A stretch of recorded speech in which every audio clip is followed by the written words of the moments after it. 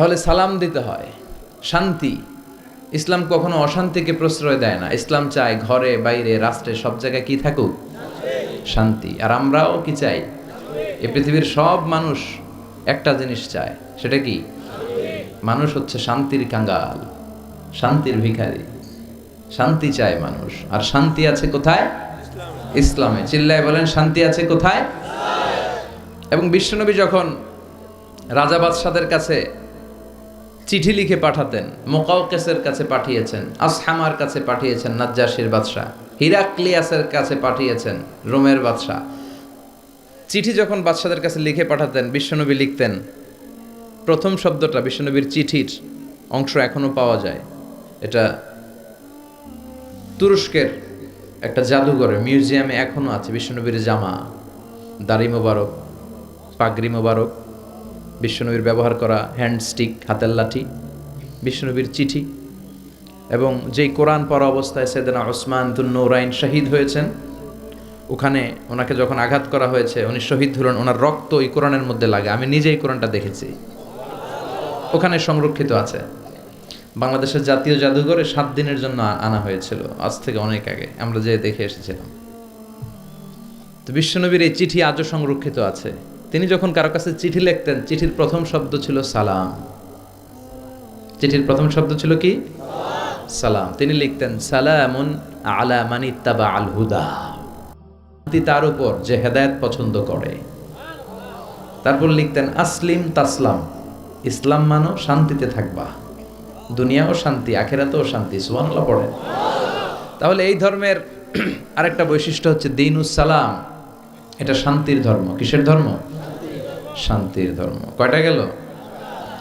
8টা। 9 number হচ্ছে দীনুল ওয়াসাতিয়াতি ওয়াল ই'তিদাল।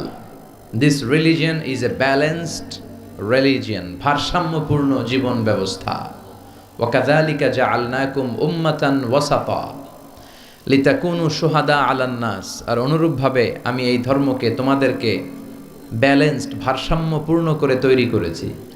বাড়াবাড়িও নাই, সারাসারিও নাই। সুবহানাল্লাহ কোন? কিন্তু আমগো মধ্যে দুইটাই আছে। হ্যাঁ, বাংলাদেশে যারা ইসলাম পালন করে বেশিরভাগ, কেউ গেছে বাড়াবাড়িতে, কেউ গেছে সারাসারিতে। কেউ বাড়াবাড়ি করতে করতে এমন জিনিস লাগাইছে যেগুলো ইসলামে নাই, আর কেউ বাদ দিতে এমন বাদ দিছে ইসলামের অনেক কিছুই ওটার ভিতরে নাই। আমাদেরকে ওয়াসাতিয়ার মধ্যে থাকতে হবে। আল ওয়াসাতিয়া। সবাই আমার সাথে সাথে বলেন, আল ওয়াসাতিয়া। আবার বলেন, আল ওয়াসাতিয়া। এর মানে হচ্ছে মধ্যম পন্থা। এর মানে কি? কোরআন সুন্নাহর আলোকে আপনার মধ্যম পন্থায় আসতে হবে। বাড়াবাড়িও নয়, ছাড়াছাড়িও। এটা কোরআন থেকে নেওয়া। ওয়া কাযালিকা জাআলনাকুম উম্মাতান ওয়াসাতান, ওয়াসাতিয়া, মাঝামাঝি থাকা।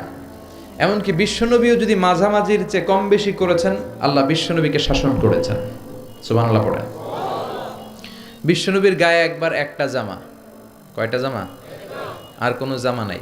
ফাজা আসাইল, একজন ভিক্ষুক আসলো, এসে বলে, ইয়া রাসূলুল্লাহ, আমার একটা জামা দেন। কি দেন? বিশ্বনবীর কাছে জামা কয়টা? দয়ার নবী, মায়ার নবী, ওই একটা জামাই খুলে দিয়ে দিলেন। এবার বিশ্বনবীর গায়ে জামা আছে? সাহাবারা আসছে, রাষ্ট্রীয় কাজে বেরোতে হবে। কিভাবে বেরোবে? গায়ে তো জামা নাই। আল্লাহ আয়াত নাজিল করলেন, ওয়াল্লাযীনা ইযা আনফাকু লাম ইউসরিফু ওয়া লাম ইয়াকতুরু ওয়া কানা বাইনা যালিকা কাওয়ামা। ও নবী, যখন দান করবেন আপনার বৈশিষ্ট্য হবে কিপটামিও করবেন না, আবার যা আছে সবও দিয়ে দিবেন না। ওয়ালাকিন বাইনা যালিকা কাওয়ামা, মাঝামাঝি থাকবেন নবী। বুঝাতে চাইলেন, আপনার যদি 3টা জামা থাকতো একটা দিতেন, 2টাও যদি থাকতো একটা দিতেন। একটা দিলেন আর একটা আপনার। ছিল একটা, ওইটা তো হকদার বেশি আপনি নিজেই। এখন নিজে বেরোবেন কি করে? সুবহানাল্লাহ পড়তে মনে চায় না? কি ধর্ম, কত সুন্দর ইসলাম আমরা পেয়েছি। বাড়াবাড়ির সুযোগ নাই, আপনাকে মাঝামাঝি থাকতে হবে। এটা ভারসাম্যপূর্ণ জীবন বিধান। আল্লাহু আকবার। দেখেন কতটা ভারসাম্যপূর্ণ। আমাদের যাতে সুবিধা হয় এই বিষয়গুলো ইসলাম গুরুত্ব দিয়েছেন। বিষ্ণুই বলেছেন, ইযা জা আল আশা ওয়াল আশা ফাকদ্দিমুল আশা ক্বাবলাল আশা। রাতের শেষ নামাজের নাম হইতেছে এশার নামাজ। কিসের নামাজ? আর রাতে যে আমরা ডিনার করি, নৈশভোজ বা খাওয়া, এটারে আরবিতে বলে আশা। খাওয়ারে কি বলে? নামাজরে কি বলে? এশা। আবার বলেন, খাওয়ারে কি বলে? আর নামাজ? বিশ্বনবী বলেন এশা আর আশা যদি একসাথে আসে, এশার আজানও হয়েছে আর বিরিয়ানির প্যাকেটও আসছে, বিশ্বনবী বললেন ফাকদ্দিমুল আশা ক্বাবলাল এশা, এশার আগে আশাটা খাইয়া লও। কারণ বিরিয়ানি থুইয়া নামাজে দাঁড়াইলে বিরিয়ানির চিন্তা আছে না নাই? নামাজে দাঁড়াই ভাববেন হায় রে কোন প্যাকেটটা জানি পাই, হ্যাঁ ছোট রান না বড় রান, ঠান্ডা হইল না গরম থাকলো, টেনশন আছে না নাই? দেখেন কি সুন্দর ইসলাম। এক সাহাবী বলল উসল্লিল লাইলা কুল্লাহ, আমি সারা রাত নামাজ পড়বো, তাহাজ্জুদ পড়বো, আমি রাত্রে ঘুমাবো না। আরেক সাহাবী বলল আসুমুদ দাহার ফালা উফতির, আমি আজকে থেকে প্রতিদিন রোজা রাখবো, রোজা আর ভাঙবো না। আরেক সাহাবী বললেন আ'তাজিলুন নিসা ফালা আনকিহ আবাদা, আমি আজকে থেকে আমার আর স্ত্রীদের কাছে যাব না, আমি বৈরাগ্য জীবন গ্রহণ করব আল্লাহর ইবাদতের জন্য। এই ঘটনা বিশ্বনবীর কানে গেল, বিশ্বনবী রেগে গেলেন, বিশ্বনবী সাহাবীদেরকে ডাকলেন, বিশ্বনবী বললেন তোমরা কি আমার চেয়েও বেশি মুত্তাকি হতে চাও, আমার চেয়ে বেশি আল্লাহওয়ালা হতে চাও? আচ্ছা একটু বুঝে শুনে বলেন তো, বিশ্বনবীর চেয়েও বেশি আল্লাহওয়ালা হওয়া যায়? বিশ্বনবীর চেয়েও বেশি মুত্তাকি হওয়া যায়? বিশ্বনবীর চেয়ে বড় বুজুর্গ হওয়া যাবে? আমার নবী সবচেয়ে বড় বুজুর্গ। বিশ্বনবী বললেন আমি তোমাদের চেয়ে আল্লাহরে চিনি বেশি, মানি বেশি, আমি তোমাদের চেয়ে বেশি মুত্তাকি, এরপরে আমি বিয়ে করছি, স্ত্রীদের সাথেও মিশি, আবার সময়ও কাটাই, সুবহানাল্লাহ পড়েন। আমি রাত্রে তাহাজ্জুদও পড়ি, আবার ঘুমাইও, আমি মাঝে মাঝে রোজা রাখি, মাঝে মাঝে রাখি না, সুবহানাল্লাহ পড়েন। তো আমার সমস্যা হয় না, তোমরা এগুলা পাইলা কই? আমার তাকওয়াতে তো কোনো সমস্যা হয় নাই। এজন্য যে নামাজের কথা বলছো সে রাতে কিছু অংশ ঘুমাবা, বাকি অংশ নামাজ পড়বা। যে বলছো স্ত্রীদের সাথে মিশবা না, তোমার এই কাফারা দিয়ে তুমি ফিরে আসো, স্ত্রীদের সাথে অবশ্যই সময় কাটাবে। আর যে বলেছো আজীবন রোজা রাখবো, আজীবন রোজা রাখার কোনো সিস্টেম নাই, ভেঙে ভেঙে রাখবা, সোমবার বৃহস্পতিবার রাখবা, আর বেশি রাখতে চাইলে একদিন রাখবা আর একদিন রাখবা না, একদিন রাখবা আর একদিন রাখবা না। এটা সিয়াম ও দাউদ আলাইহিস সালাম, দাউদ নবীর রোজা, এর চেয়ে শ্রেষ্ঠ রোজার হতে পারে? এটা ভারসাম্য পাইছেন? মাঝামাঝি পাইছেন? তাহলে বাড়াবাড়ি আর সারাসারিতে যাওয়া যাবে? থাকতে হবে মাঝামাঝি। চিল্লায় বলেন থাকতে হবে মাঝামাঝি। কয়টা গেল? হ্যাঁ আচ্ছা, সর্বশেষ হচ্ছে আল উদুহ। আল উদুহ মানে ক্ল্যারিটি। ইসলামে কোনো গোজামিল নাই, আছে?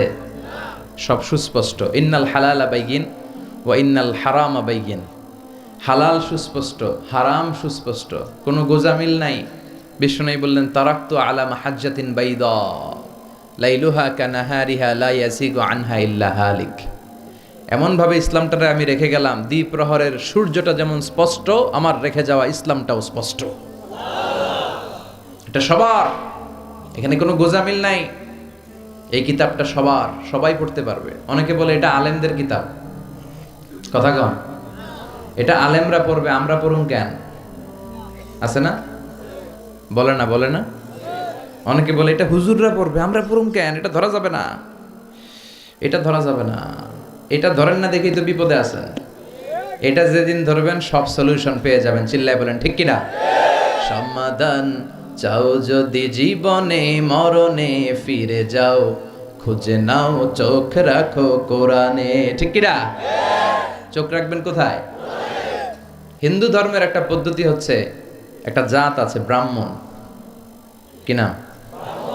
এই ব্রাহ্মণরাই শুধু বেদ, রামায়ণ, মহাভারত, ওদের এই ঐতিহাসিক ধর্মগ্রন্থগুলো ধরতে পারবে। আর নিম্ন জাতের যে হিন্দু, এরা বেদ ধরতে পারবে না, এরা রামায়ণ ধরতে পারবে না, মহাভারত ধরতে পারবে না। ধরতে পারবে আর পড়তে পারবে শুধু ব্রাহ্মণের। আর ব্রাহ্মণরা যা বুঝাবে গোজামিল দিয়ে, ওইটাই রাইট। এটার উপরে কোনো কথা? আমাদের ইসলামে গোজামিল আছে? সবাই পড়তে পারবে, সবাই জানতে পারবে। আর সবার জন্য পড়া জানা, এই ক্ল্যারিটিকে আবশ্যক করে দিয়েছে কে? এত সুন্দর ইসলাম পেয়ে আমরা খুশি না বেজার? তাহলে ইসলাম নিয়ে যখন কথা বলবেন, এগুলো বলতে পারবেন না? এই 10টা অনন্য বৈশিষ্ট্য ইসলামকে দেওয়ার কারণে ইসলাম গোটা বিশ্বের শ্রেষ্ঠ ধর্ম। এ ধর্মের মতো কোনো ধর্ম নাই। এজন্য এই ধর্ম ব্যক্তিগত জীবনে পালন করতে হবে। পারিবারিক জীবনে পালন করতে হবে, সামাজিক জীবনে পালন করতে হবে, রাষ্ট্রীয় জীবনে পালন করতে হবে, তাহলেই দেশে শান্তি ফিরে আসবে। কথা কন। এজন্য ইসলাম ছাড়া অন্য কিছু কথা কয় না, মানি না, মানব না। আল্লাহ আমরা যেন উদখুলু ফিস সিলমি কাফা, পরিপূর্ণভাবে যে তুমি ইসলামে প্রবেশ করতে বলেছো, তোমার এই ধর্মে যেন আমরা পরিপূর্ণভাবে প্রবেশ করতে পারি। আল্লাহ তুমি তৌফিক দান করো। এই ইসলাম মেনে যেন আমরা ইসলামের উপর সবসময়